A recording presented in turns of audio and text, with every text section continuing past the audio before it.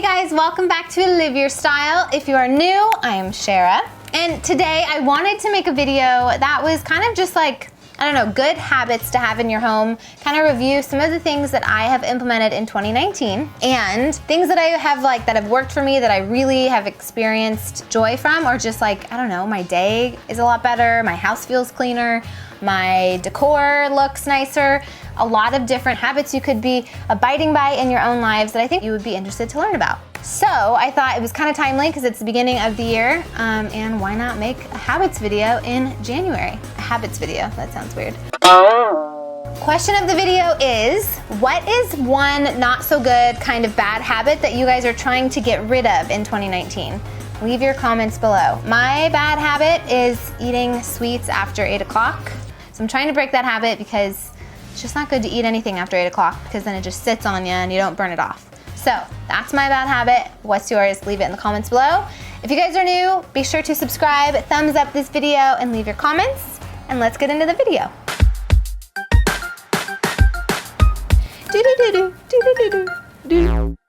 Number one, try to set aside 30 minutes of time. So get up 30 minutes earlier and do something for yourself. Tyler and I have actually been getting up an hour earlier and going to hot yoga in the mornings. It isn't that easy to set your alarm 30 minutes before you're normally used to waking up. You are gonna sacrifice some sleep. However, once you accomplish the task that you set for yourself, so going to the gym or doing yoga, even if it's just doing like a daily gratitude journal or going for a walk around the neighborhood, doing something for yourself over time, it will add up to a lot of hours spent in bettering yourself and really just your own mental clarity and just getting yourself started on a good foot. It's a great habit to start and implementing into your life. But it does take discipline. If you have an Amazon Alexa or if you have a Google Home or whatever, we usually set an Amazon Alexa to turn on our lights at a certain time and then also to set an alarm, and then I have a separate alarm as well. That way I make sure to get up. To be honest with you, there's times where I'm like, I definitely don't want to get out of bed, but every single time that I do and I push through it, I always feel better in the end. So try it.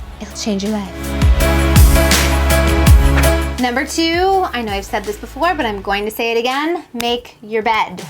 Making your bed is such an important thing every single morning. You guys should totally adopt this habit.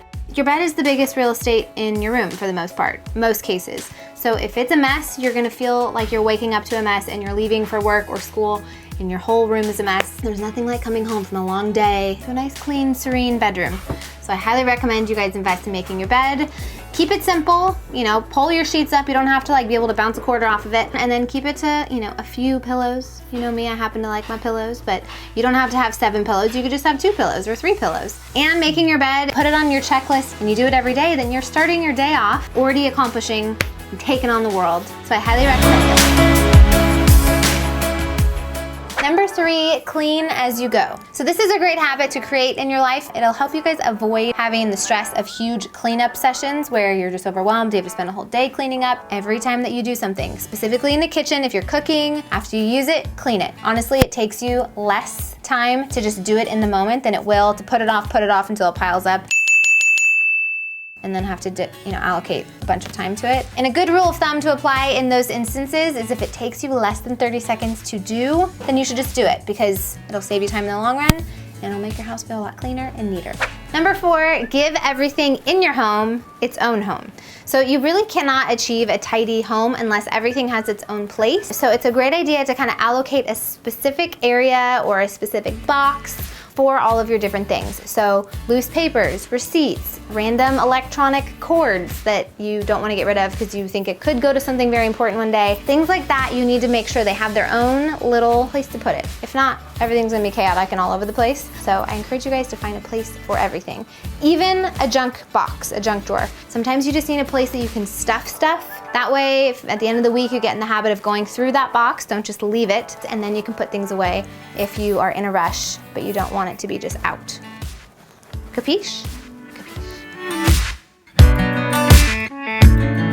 Number 5, ban phones from the bedroom. Okay, so this is something Tyler and I actually did like a year ago, and it has been so incredible. Highly recommend. It was right when all the blue light stuff was coming out, and we just realized like we'd both get in bed and then just scroll on our phones until we were so tired. So we decided we wanted to leave our phones out here. We weren't gonna bring them in the bedroom. That way it was just like a phone-free bedroom zone, and just a great habit. You don't want your head this close to a screen right before you're about to go to sleep. It's not good for you.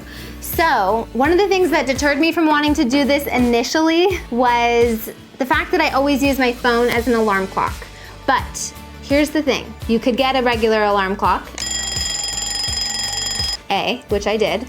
B, if you have a Amazon Alexa or Google Home or smart home device in your room, you just tell Amazon to set an alarm for you. C, you could still put an alarm on your phone and plug it in outside your bedroom, and it's actually a better incentive to help you get up in the morning because you have to get up and walk to go turn it off. By the time you're up and walking, you're 100% awake and no longer sleepy. Number 6, tidy up before bed. Okay, this is an activity that if you try to make it fun, it will be fun. Get the whole family involved, make it a group activity, but carve out 15 minutes before bed. You could put on a fun playlist. You could still watch your show. When it gets to 15 minutes till it's over, stand up and start cleaning. But it's a great way for you just to do a quick scan, walk around, take any dishes to the kitchen, straighten up your pillows in the living room, and just put things away. It will help you keep your house clean, not have to, again, spend a ton of time cleaning on another day of the week.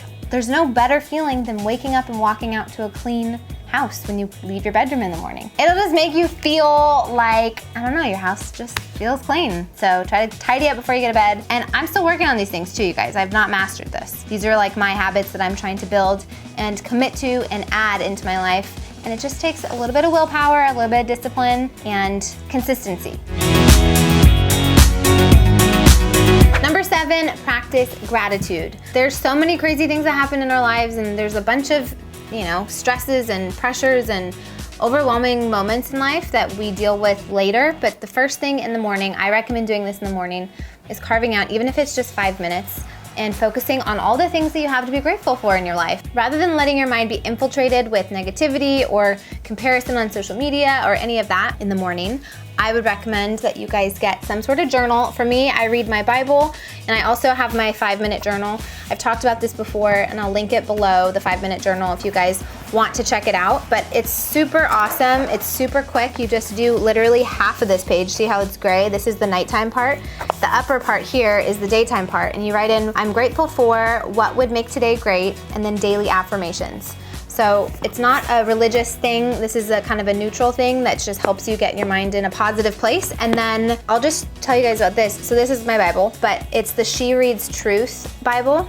So if you guys are into reading the Bible, I highly recommend this one. It's super pretty, which is a big deal when you're looking to get a good Bible. You want it to be cute, you know? I'm all about good fonts. I'm all about good branding and good text, and I just think it's a fun Bible. But these are just 2 things that I try to do. If I can't do it every morning, I try to do it at night before I go to bed. And I'm not hard on myself if I skip or miss or can't, sit down and do it every single morning, but I try to make it a priority throughout my week to really focus on these things, because that gets you in a good headspace, and positivity, I think, will help you guys just enjoy life better. So practice gratitude, get in positive headspace, and all of these habits, you guys are gonna love them.